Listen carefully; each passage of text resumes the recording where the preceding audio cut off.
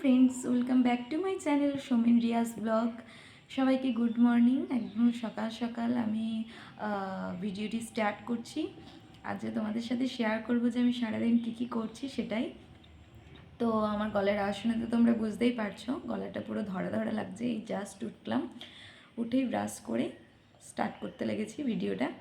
তো সম্পূর্ণ ভিডিওটি দেখতে থাকো, আশা করি তোমাদের ভালো লাগবে। তো এটা হচ্ছে ঘরের অবস্থা, দেখো কীরকম হয়ে আছে। তো আমি এবার বিছানাটাকে পরিষ্কার করব।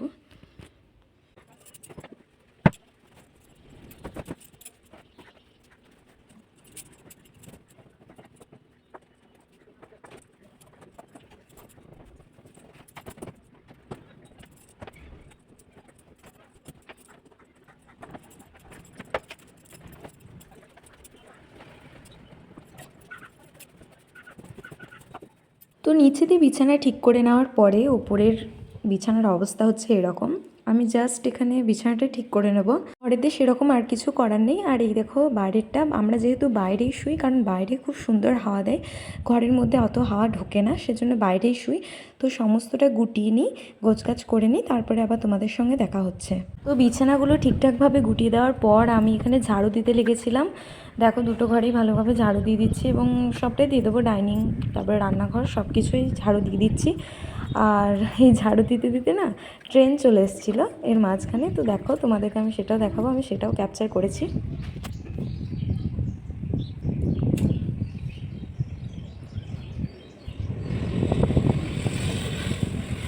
ট্রেনটাকে দেখতে পাচ্ছ, একবারে ঝকমকো ট্রেন।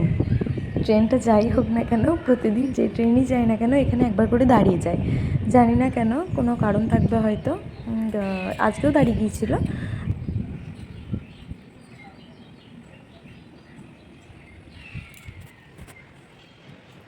ওই যে দেখো ট্রেনটা কিন্তু এখনও দাঁড়িয়ে রয়েছে, এখানে এসে না প্রতিদিন দাঁড়িয়ে যায়, কেন জানি না।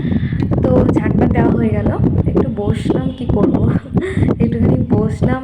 মা তো নেই, ডিউটি গিয়েছে, বাড়িতে কেউই নেই, আমি একাই রয়েছি এখন। আর আমার আলুর তরকারি না একটু খেতে বেশি ভালো লাগে, সেটা যেমনই হোক না কেন। মা বলছিল যে একটু আলু ভাজিস, আজকে তো নিরামিষ, দিয়ে আমি বললাম আলু তরকারি করে নেবো। ওইটা যেমনই হোক না কেন, নিরামিষ হোক বা আমিষ, ওটা আমার খেতে একটু বেশিই ভালো লাগে। তো এটা করে নিয়েছি, তবে দেখি মনে হচ্ছে যে সেরকম ভালো করতে পারিনি, তবে যাই হোক না কেন করলাম। কারণ কি এর মাঝখানেই করে নিলাম, কারণ আমার ভাই গিয়েছে পড়তে, আর ও বাড়ি এসে খেয়ে দিয়ে আবার বেরিয়ে যাবে পড়তে। তো মা বলেছিল যে একটু তাড়াতাড়ি করে নিস তরকারিটা, কারণ কি না হলে খেতে পাবে না। তো সেজন্যই করে নিলাম। তো সব কিছু মোটামুটি করে নিলাম। কালকে আমি যাব ওই বাড়ি, মানে আমার শ্বশুর বাড়ি। পরীক্ষা তো শেষ হয়ে গেল, তো সেজন্য এবার যাব।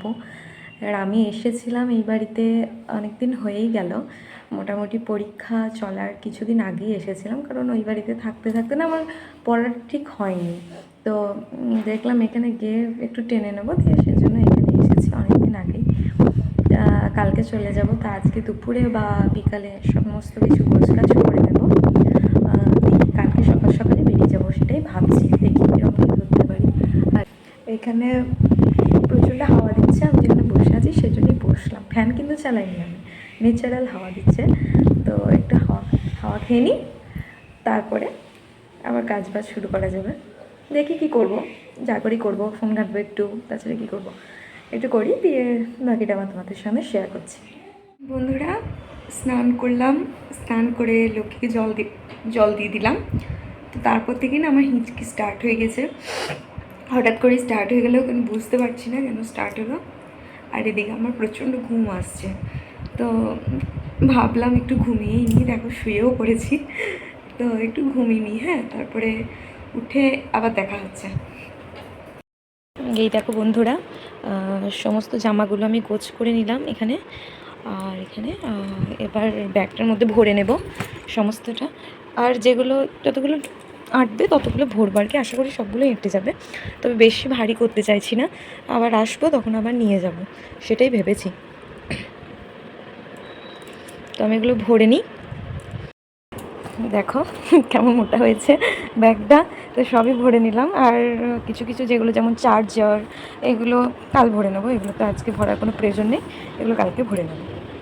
আমি কালকে শ্বশুরবাড়ি চলে এসেছি। তো আমি ওইখানে যে ভিডিওটা করেছিলাম, মানে যে ভিডিওটা আজকে তোমরা দেখতে পাবে, সেটা হচ্ছে শনিবার দিনকার ভিডিও, ঠিক আছে।